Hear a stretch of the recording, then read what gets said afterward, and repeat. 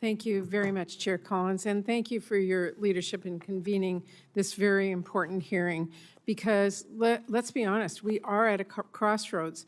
Right now, this committee is hard at work as we round out our final budget hearings and seek to negotiate bipartisan funding bills.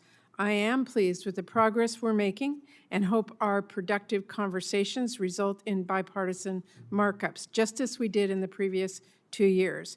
After Congress failed to pass full-year bills in the FY25, it is so important that we pass full-year spending bills that deliver the investments that our communities need. And this hearing today asks a very important question. Will Congress stand up and protect its constitutional power of the purse, and will this committee band together to finally say enough is enough and show bipartisanship still matters? Or will we, for the first time ever, pass an entirely partisan rescissions package and jeopardize this bipartisan work? I hate to be blunt, but that is the question that is at the heart of this first rescissions request, which would gut bipartisan investments in foreign assistance, reliable local news, and high-quality educational programming. To my colleagues, after our negotiations are done, sometimes hard-fought negotiations, and we thank each other for the bipartisan effort and tell folks back home what we secured, will we let the president then come in and rip that work to shreds? I certainly hope not, because I am truly proud of the bipartisan work that we do on this committee, and I know all of you are as well. I see how personal it is when you advocate for the research hub in your district or for the upgrades to your local military base, or I hear passionate arguments to rebuild a bridge that your communities rely on or support rural areas that are at risk of being cut off. Or I hear really thoughtful debates from this committee about how we strengthen America's role in the world, support small businesses and farmers and tribes, and respond to disasters. And when that discussion is over, we don't just fund the red states when you have the majority and the blue states when we have the majority.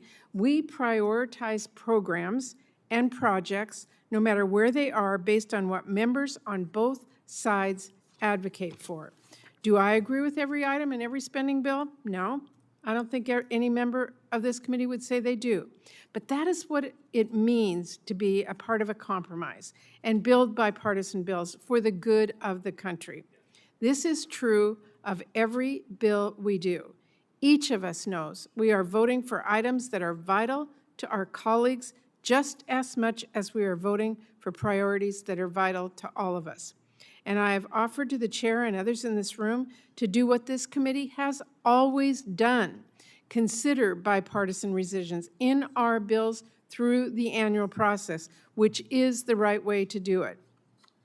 But the partisan package before us today cuts to the very heart of the work we do and the very ability of this committee to do it. None of us would sit here and agree to bipartisan bills knowing their partners were just going to gut that deal with rescissions. I hope each of us thinks about that today. And I hope we will consider the genuine damage these cuts would cause as well. If President Trump and Director Vogt get their way and Republicans pass this package, they will not only gut the heart of compromise that this committee is built around, but zero out longstanding bipartisan investments. They will rip away funding that supports over 1,500 local public TV and radio stations. Rural communities will be the hardest hit, not to mention our kids. There is a reason the American people support continuing these investments by a 2-to-1 margin.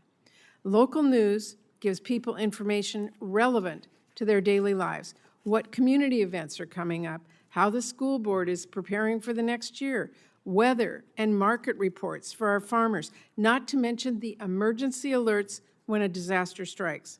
When Hurricane Helene battered North Carolina, the local public radio station was the only source of information about the latest developments for many people. Talk to any parent. They will warn you. If Republicans cuts end up canceling free, high-quality programming that is thoughtfully developed to get our kids thinking and to grow their curiosity, there is an alarming amount of low-quality junk to fill that void, content that is instead carefully engineered to keep kids watching and shorten their attention spans. Trump also wants Congress to surrender America's leadership on the world stage with drastic cuts to long-standing bipartisan foreign policy investments this committee has made. Global health programs that protect Americans by stopping infectious diseases before they ever reach our shores. UN treaty obligations that don't just affect America's credibility and leadership, but also counter the Chinese government as it works to increase investments and influence.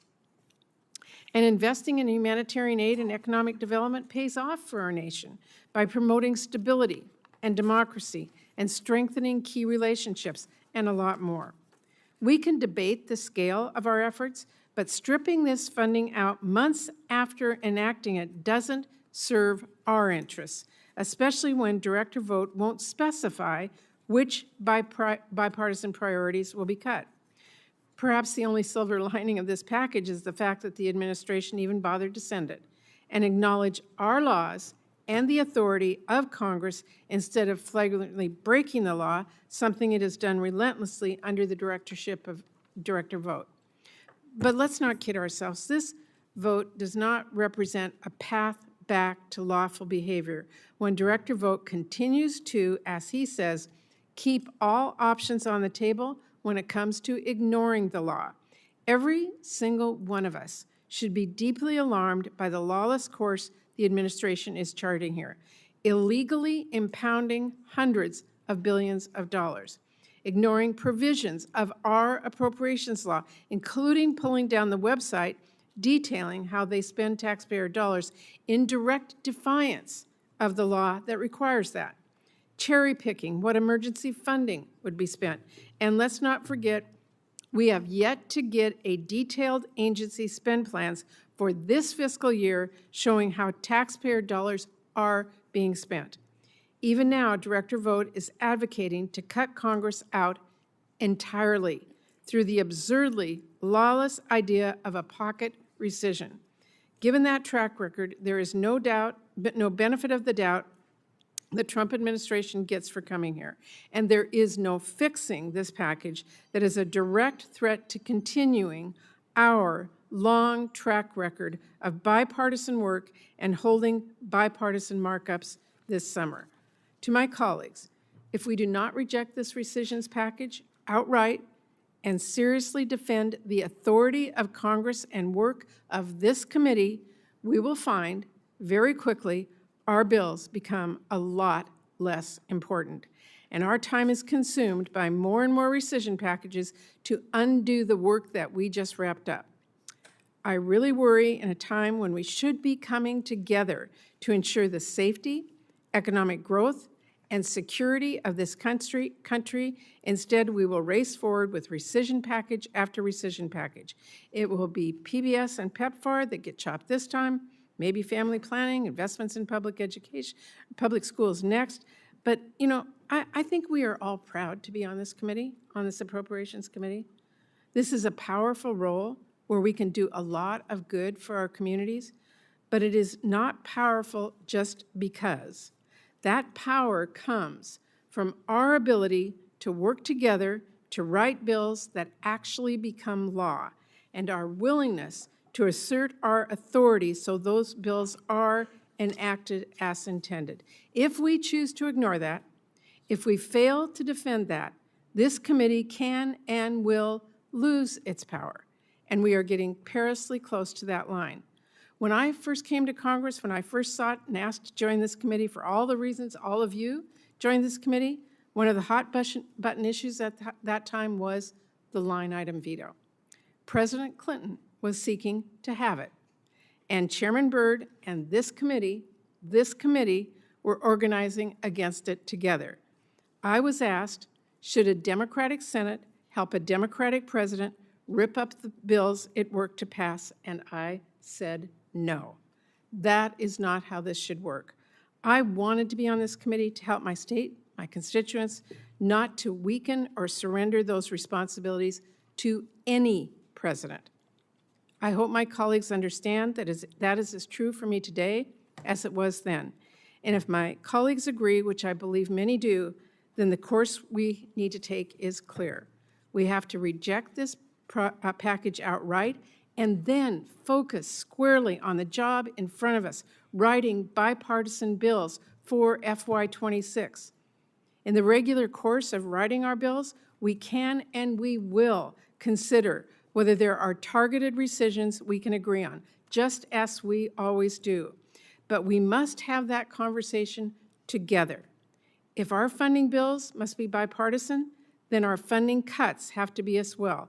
Otherwise, the entire appropriations process will break down. So I am very pleased today to have this opportunity to discuss why these cuts would be harmful to our communities, but I really want all of my colleagues to fully appreciate why opening this door, even a crack, would be very harmful to this committee and to Congress as well, and what it would mean for the work we all hope to do together. Thank you.